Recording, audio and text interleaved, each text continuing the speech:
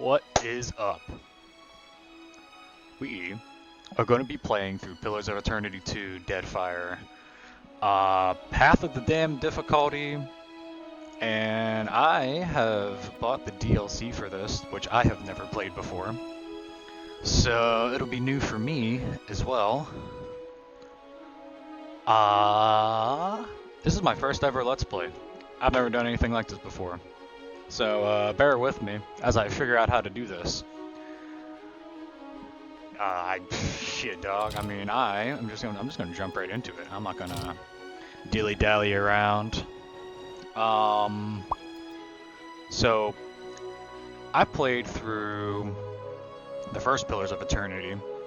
I had a character, I had a save, and I really liked that character, and I really liked that save. So I'm going to import that save.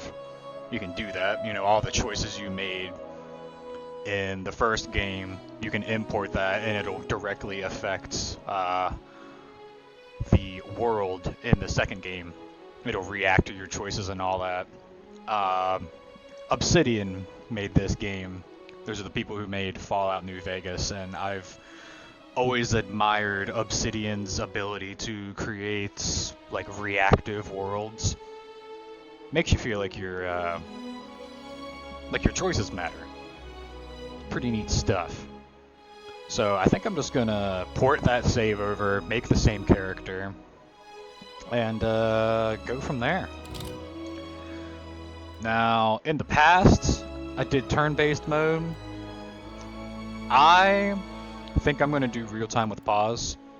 I feel like it's for the purposes of, you know, the viewer watching.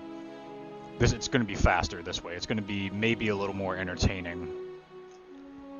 So I'm going to do real-time with pause. And plus, I've never played through this game with real-time with pause. I've always exclusively done turn-based mode. So let's give it a whirl here. So here we got a difficulty. We got the gameplay modifications. I've played a little bit of Path of the Damned. I know how it changes the game a bit. As you can see here, the description throws the largest number of enemies at you, makes them more powerful, and they utilize the most devious tactics. Basically, what this means is that the normal encounters are going to have more people, they're going to hit harder, they're going to have more health, they're going to have more beefy defenses, and they ain't kidding. There are some fights that have been modified and some relatively easy encounters that are pretty scary now. But I don't really know anything past the first island, any of the changes of Path of the Damned. But if you've never seen this, it's not going to make a difference for you. Basically, all you need to know is that this shit's gonna hurt. So, let us begin.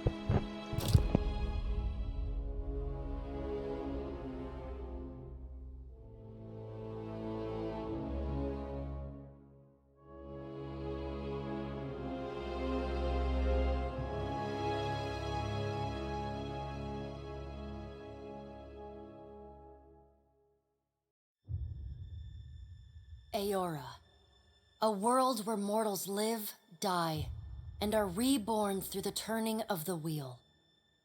The cycle of reincarnation watched over by the gods, and made possible through pillars of a mystical substance known as Audra. 5 years ago, you traveled from your home to the Deerwood, a nation that had waged war against the incarnated god of light, Aethys, resulting in his destruction. The country suffered from a plague of hollowborn, infants born without souls, that many believed was punishment for killing a god. In an ancient, secluded ruin, you witnessed a secret ritual that inadvertently transformed you into a watcher, one who can see and speak with souls.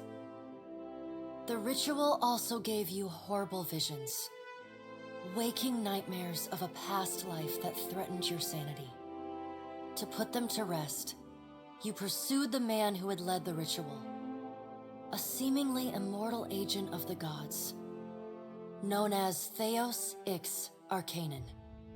With divine assistance, you confronted and defeated Theos, ending your visions and resolving the Hollowborn crisis. In so doing, you also learned the great secret that Theos had protected. That the ancient empire of Anguith had transformed themselves into gods. Your visions finally put to rest, you retired to the castle of Cadnua, built atop a massive statue of pure Audra, where you ruled in relative peace and prosperity.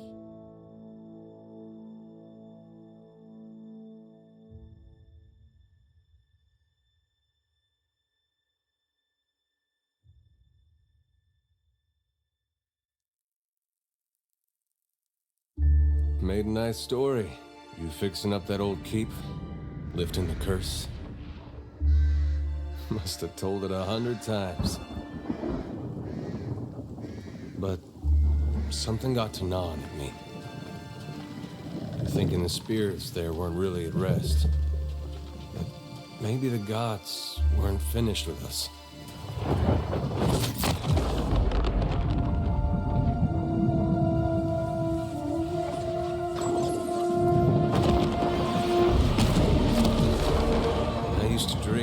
My God came back. He would forgive us.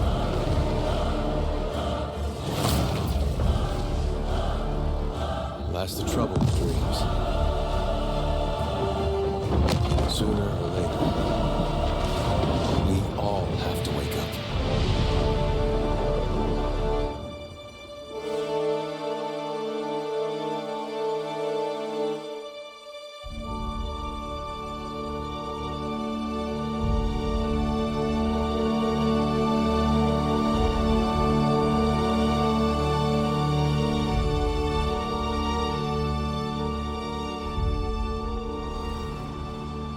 So you wake to a sleepless world, the in-between of life and death. Follow your memories. You have been here before. All right. Well, there we go. We are in fucking limbo right now. You have seen past the shroud. You are a watcher now, and a watcher you will stay.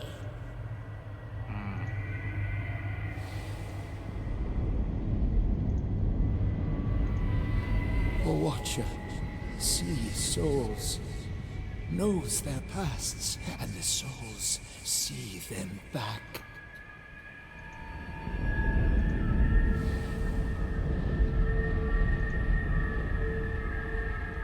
A dubious honor, inheriting a fortress both broken and cursed.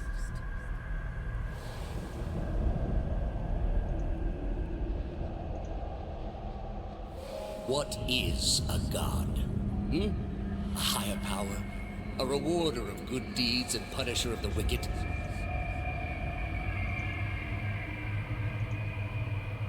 The gods aren't real, but something else entirely. Something created by people.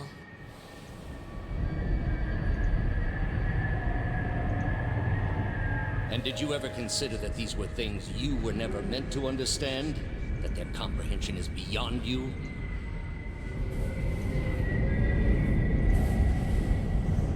Let the world see. Let them decide what to do.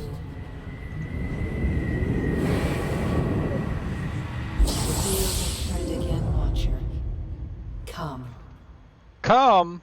Gross. Just kidding. I'm gonna be making a lot of weird, stupid statements, so you're gonna have to just get used to that. An aged dwarf shares this strange floating platform with you. His face is creased by so many wrinkles that his features lie buried amid shadowy pockets of skin. Still, the dwarf's well-practiced habits have left telltale tracks of a welcoming rictus across his visage. You can see his smile coming before it blooms, reshaping the dwarf's face from a hanging sack of flesh into something resembling an oddly carved Mary gourd, replete with unhealthy bumps and discolored splotches. Alrighty.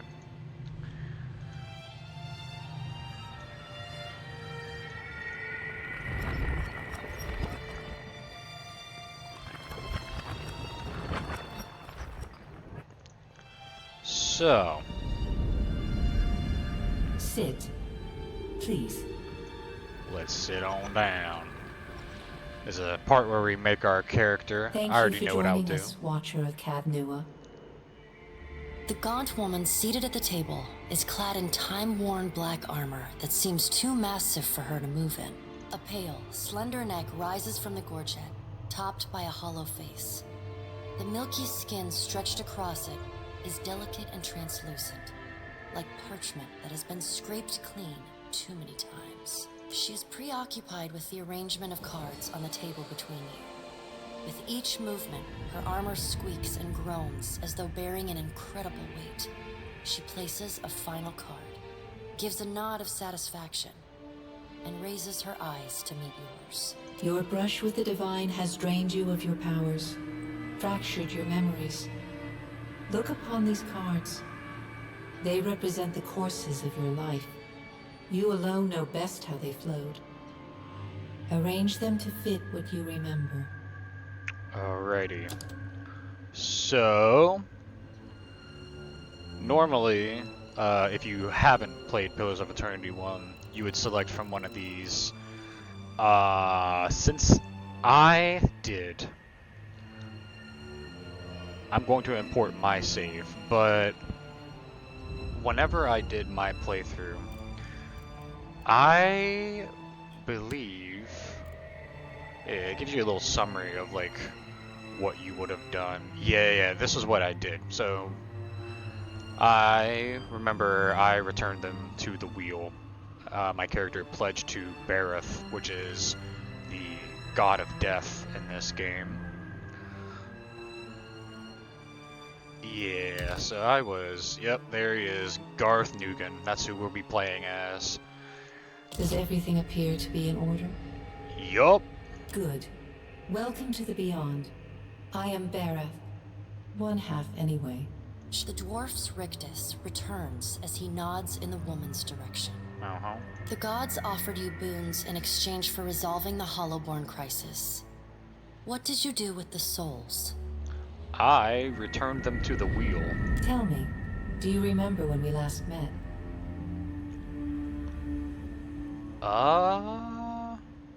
Okay, so yeah, in this game you'll notice by the dialogue options there's little symbols and shit, and you hover over them and it gives you context. So apparently this symbol is for, oh wow, it'll like tell you when it's a direct result of something I did in Pillars of Eternity 1.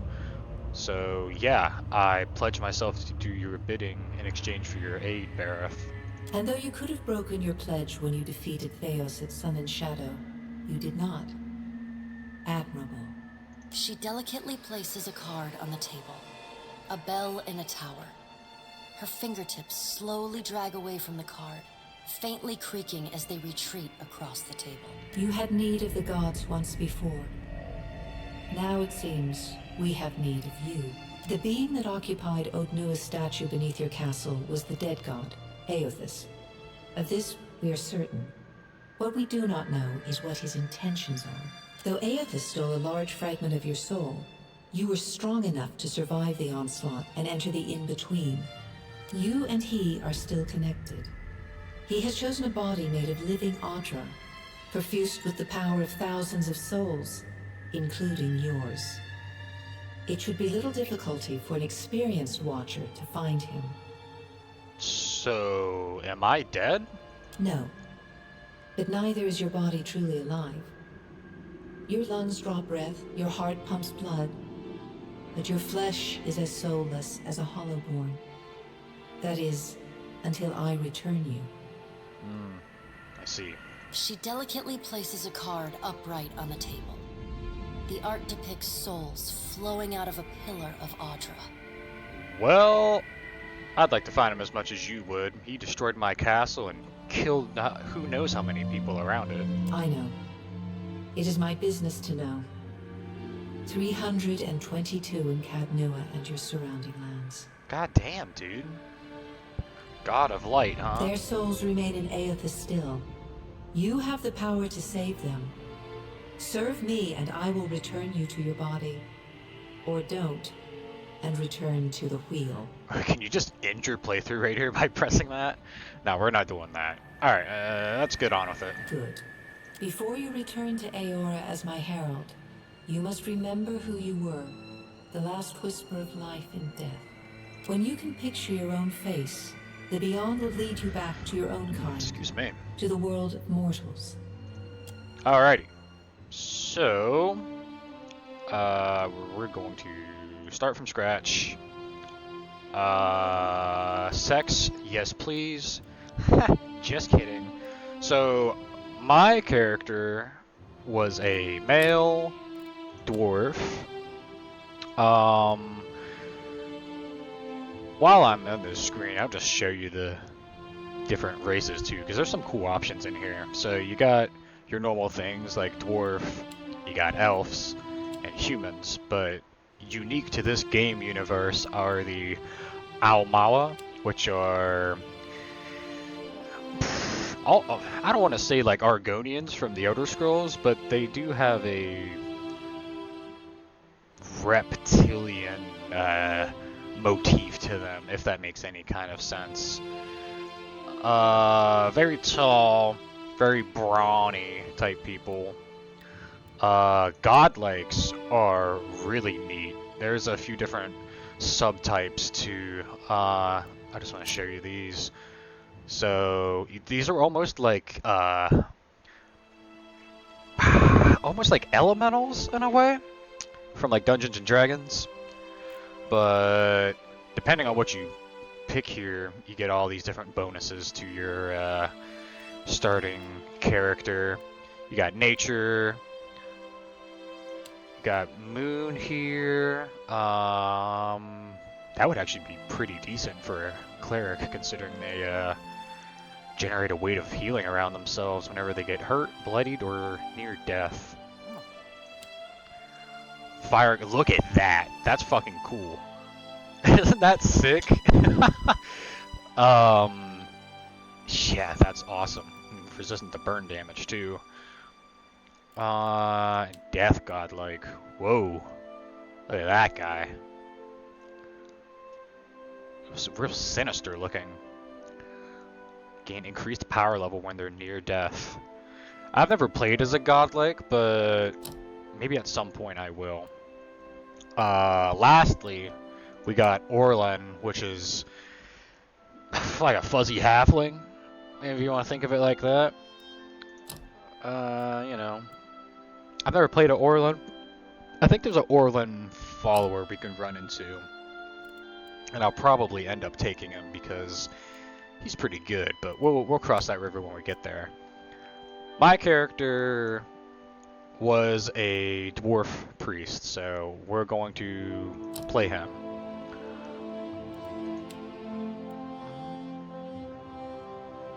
I think he was a mountain dwarf, so I have more resistance to constitution afflictions, which afflictions are status effects, negative particularly. Yeah, having resistance to those is going to be really helpful. Single class for me. Now, as you can see here, there's a pretty decent list of classes. You know, it's got all your stereotypical stuff, you know, fighter, rogue, priest, you know, barbarian, all that. So, I'm gonna go with priest.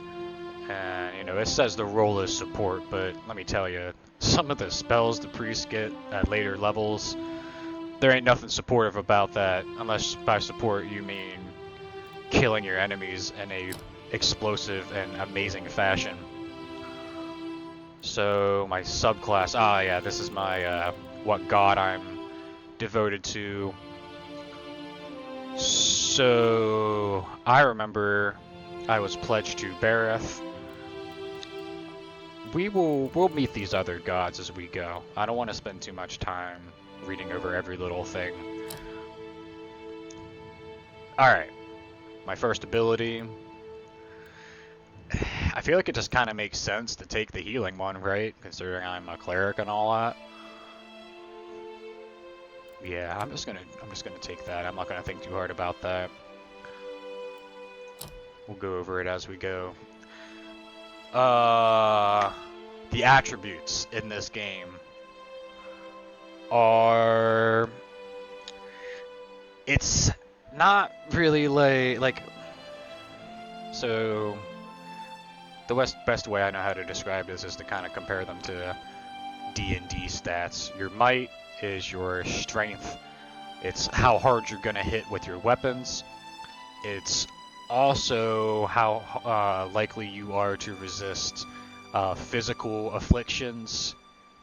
And weirdly enough, it also ups the amount of healing you do with your abilities. So as you can see here, it's recommended for priest, for obvious reasons, being a support class. Next we got Constitution, that's your health. Pretty simple, straightforward. Dexterity is your movement speed, and you can see here it also determines your reflex.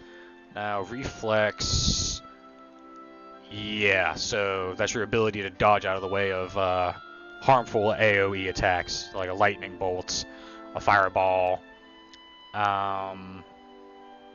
Pretty good, but the big thing is that action speed, and your action speed is how frequently you can perform something in combat. If you're doing turn-based, I believe it's your I believe it's like your initiative order, like how early you go in the turn order. Perception, this is basically your accuracy.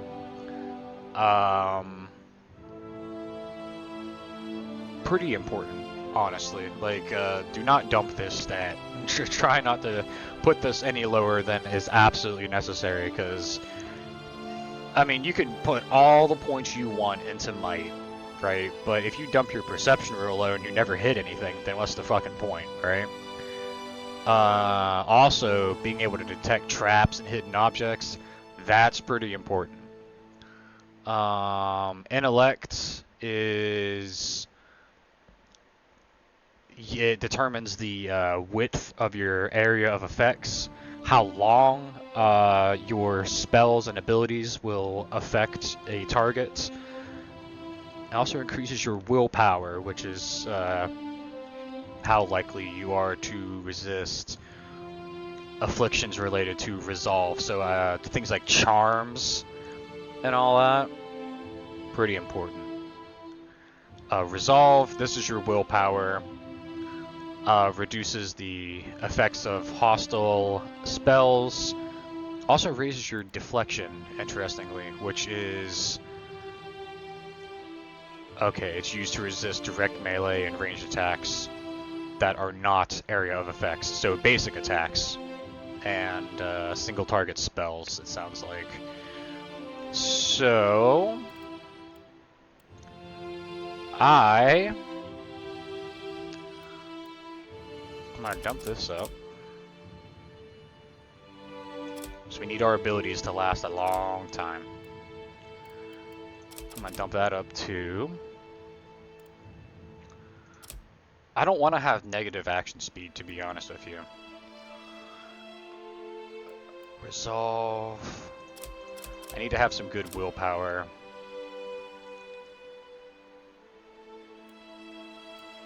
And I don't like to be squishy. Maybe a spread like that wouldn't be so bad. I know I said to not remove parts of perception, but I think what I'm gonna do is I'm gonna take away 2 points to there, and I'm going to up my healing. I'm also gonna up my ability duration. I think that's fair. culture, where I'm from. This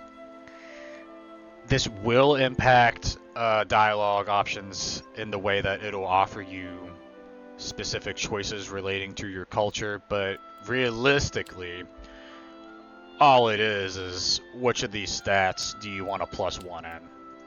It's not really all that important. So I usually just look at whatever the heck stat it will increase and try to, you know, make my most important stat a little more better. Some more intellect could be good. We could also put up our resolve too.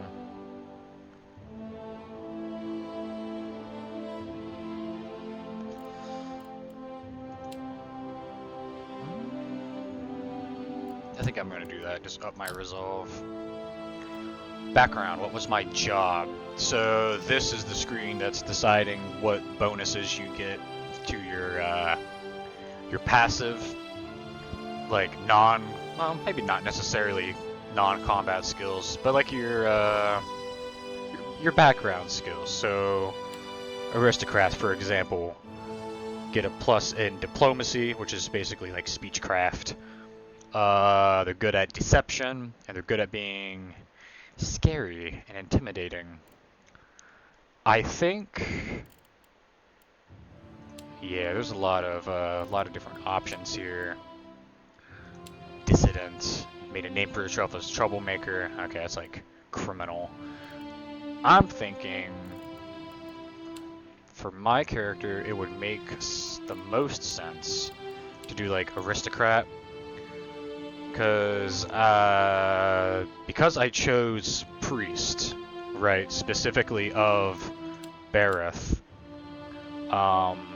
If you pick priest or paladin, depending on your subclass or the god you choose to follow, they will have you, or they'll encourage you to act in certain ways, and we'll see in the dialogue once we get to that point that there are different dispositions you can assume. And since I'm a priest of Berath, I believe Berath wants her followers to be like rationally minded, not fueled by emotion and all that, like kind of stoic. So I'm gonna need to be able to talk my way through things, you know. And plus, since we're playing on Path of the Damned, there's a couple fights I'm not excited about doing, and I want to be able to talk my way through things if I need it. So we're going to do that. Weapon proficiencies. So the cool thing about this game is that anybody can use any weapon. Doesn't really matter. But for each weapon, there are what's called modal abilities. So for example, with a spear, if you're proficient with spears, you get engaging thrust, which lets you engage an additional foe at the cost of movement speed in combat. So, you know, if you're not proficient with spears, you can still use spears. I don't believe there's an accuracy penalty. Yeah, it even says right there, there's no penalty for using a weapon without the corresponding proficiency. It's just that if I don't take spear proficiency, I don't get engaging thrust. So, yeah, it's worth keeping that in mind. Me, since I'm a priest, I'm probably not going to really want to get into close range combat very often. So I think I want something... I want something that'll let me fire from the back. Maybe a gun? A gun would be cool. I think that's what we're going to go with. And his name was Garth Noogan. And I think this is our dude. I think this is what we're going to go with.